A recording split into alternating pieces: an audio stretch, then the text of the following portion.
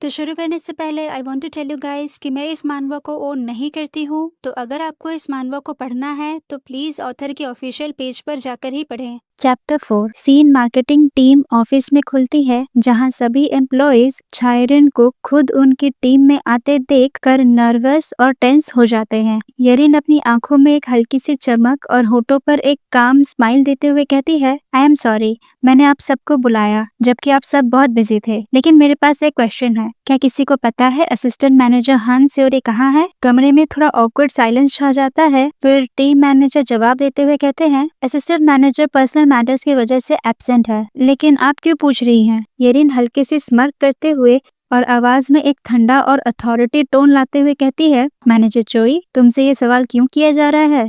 येरिन अपनी नजर शार्प करते हुए कहती है, क्योंकि मैंने सुना है कि मीटिंग मिनट्स अभी तक मेरे प्लानिंग टीम को नहीं रिसीव हुई है और बिना मीटिंग मिनट्स के एडजेसेंट टीम का काम पाइलअप हो रहा है, और ये सिर्फ इसलिए क्योंकि हान सेओरी जो इसकी इंचार्ज थी वो करंटली बाहर है। तो क्या ये डिपार्टमेंट हेड की नजरों में एक्सेप्टेबल है? मैनेजर चोई अब पूरी तरह पैनिक में आ चुके होते हैं और कहते हैं, मैं अभी सेओरी को कॉल करता हूँ। येरिन फिर अपनी नजर टीम के दूसरे मेंबर पर डालती है और कहती है, सीनियर मैनेजर ह्योंजे, असिस्टेंट मैनेजर सेओरी जिन प्रोजेक्ट्स पर काम कर रही थी उनका प्रोग्रेस कैसा है? ह्योंजे थोड़ा घबराते हुए कहता है, वो अभी ऑनगोइंग है। जिस पे येरिन पूछती है, कितना समय हो गया है असिस्टेंट मैनेजर सेओरी को इन प्रोजेक्ट्स के इंचार्ज बने हुए? ह्योंजे जवाब देता है, 1 महीना। जिस पे येरिन कहती है, इस टीम में ऐसा और कोई है जो इस काम को 1 महीने से ज्यादा समय लिया हो? ये सुनकर कमरे में एक ऑकवर्ड सी साइलेंस छा जाती है और सारे टीम मेंबर्स घबरा जाते हैं। फिर येरिन कहती है, एवरीवन, तुम सब तो एक ही टीम का हिस्सा हो, किसी के सबऑर्डिनेट्स नहीं। क्या ये अजीब नहीं लगता कि पूरे टीम को एक एम्प्लॉय के लिए सैक्रिफाइस करना पड़ रहा है?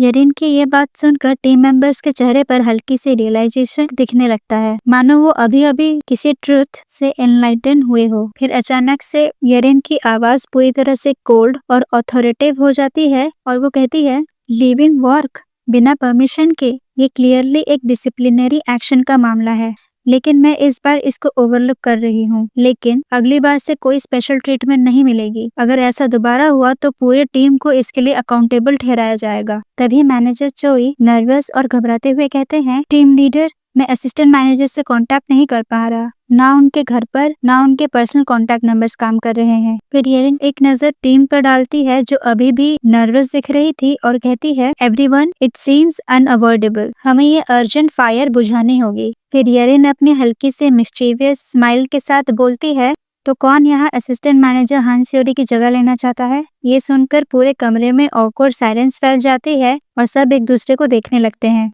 येरिन ये ऑब्जर्व करते हुए मन ही मन सोचती है, ये विलेनस छायरिन का तरीका है हान सेओरी को परेशान करने का, कैरेक्टर को इस केओटिक ड्रामा में रियलिटी का एहसास दिलाकर। इसके बाद येरिन मार्केटिंग टीम से बाहर निकलकर अपनी ऑफिस की तरफ बढ़ती है और मन ही मन कहती है, ये दुनिया हकीकत से अलग नहीं है। अगर मेन कैरेक्टर अजीब हालातों में उलझकर कहानी को आगे बढ़ा रहे हैं तो हमेशा कोई ना कोई उनके गड़बड़ को संभाल रहा है। ये बहुत अनफेयर है। तो मुझे बस सपोर्टिंग कैरेक्टर्स को ये एहसास दिलाना है कि चाहे कोई एक्स्ट्रा कितना भी साधारण हो, मेन कैरेक्टर्स के कामों को संभालना उनकी जिम्मेदारी नहीं है। इससे मेरा स्ट्रेटेजिक एडवांटेज ये है कि मुझे हान सेओरी को पर्सनली टॉर्मेंट करने की जरूरत नहीं पड़ेगी। उसके आसपास के लोगों की बदली हुई एटीट्यूड ही उसके लिए काफी होंगे।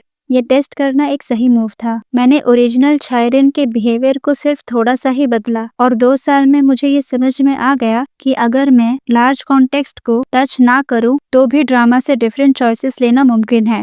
वैसे भी छायरिन के इविल डेड्स भी सिर्फ एक तरह का बुलिंग ही तो है, तो अगर इंटेंसिटी लो भी हो तो भी काउंट होगा ही। इसी के साथ येरिन अपने ऑफिस रूम में पहुंच जाती है और अपने डेस्क के सामने आके खड़ी हो जाती है। फिर वो अपने नेम प्लेट को देखते हुए कहती है, अगर तुम ओरिजिनल स्टोरी को पूरी तरह फॉलो भी कर लो तब भी इस दुनिया से बाहर निकल सकते हो या नहीं इसकी कोई गारंटी नहीं है। तो मुझे तैयार रहना होगा क्योंकि स्टोरी के हिसाब से छायरिन का जेल जाना जरूरी है।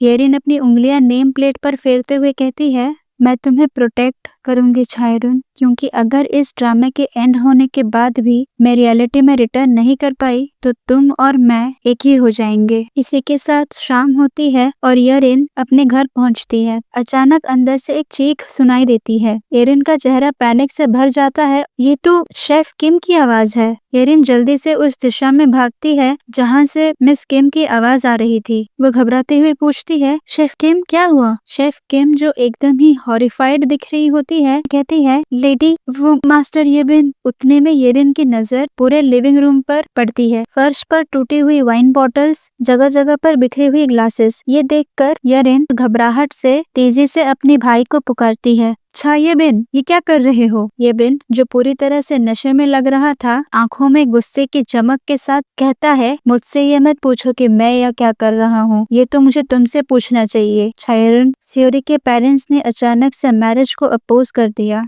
ये तुमने किया है ना? येरिन उसे ठंडी नजरों से देखती है, खुद को शांत रखते हुए कहती है, इस वजह से तुमने घर की ये हालत की है। येबिन ये सुन के और भी गुस्सा हो जाता है और कहता है, मुझसे जुबान मत लड़ाओ, ये तुमने किया है ना? जवाब दो येरिन। येरिन हल्की हंसी हंसती है, वहाँ से जाते हुए कहती है, चिल्लाओ मत, मैं बहुत थक चुकी हूँ और ये मैश जो तुमने क्रिएट किया है, इसे खुद ही साफ करना। जिसपे येबिन चिल्लाते हुए कहता है, तुम ही तो मुझे आवाज उठाने पर मजबूर कर रही हो। कब तक? आखिर कब तक तुम इतनी पेटी बनी रहोगी? क्या हम वापस पहले जैसे नहीं हो सकते? येरिन के कदम अचानक से रुक जाते हैं, पीछे मुड़ती है और येबिन को देख के कहती है, और तुम भाई, मुझे ब्लेम करने से पहले क्या तुमने कभी ये सोचा है कि तुम क्या कर रहे हो? बिना किसी प्रूफ के मुझे दोष देना और एक पागल इंसान की तरह घर को रैंसैक करना सिर्फ अपनी एंगर की वजह से। मैं भी अपने पुराने भाई को ज्यादा पसंद करती हूँ। येबिन ये सुन के शॉक हो जाता है। वहीं दूसरी तरफ येरिन मुड़कर वापस जाने लगती है, लेकिन जाते जाते ठंडी आवाज में कहती है, बेहतर होगा कि तुम ये साफ कर लो, इससे पहले कि हमारे पेरेंट्स देख ले। येबिन का गुस्सा अब शर्मिंदगी में बदल जाता है। धीमे और पछतावे से भरे आवाज में कहता है, आई एम सॉरी। येरिन के कदम एक पल के लिए धीमे पड़ते हैं। उसके चेहरे पर हल्की सी उदासी आ जाती है। वो मन ही मन सोचती है, ये सब कैसे हो गया छायाबेन, और मैं भी, शुरुआत में तो ऐसा नहीं था।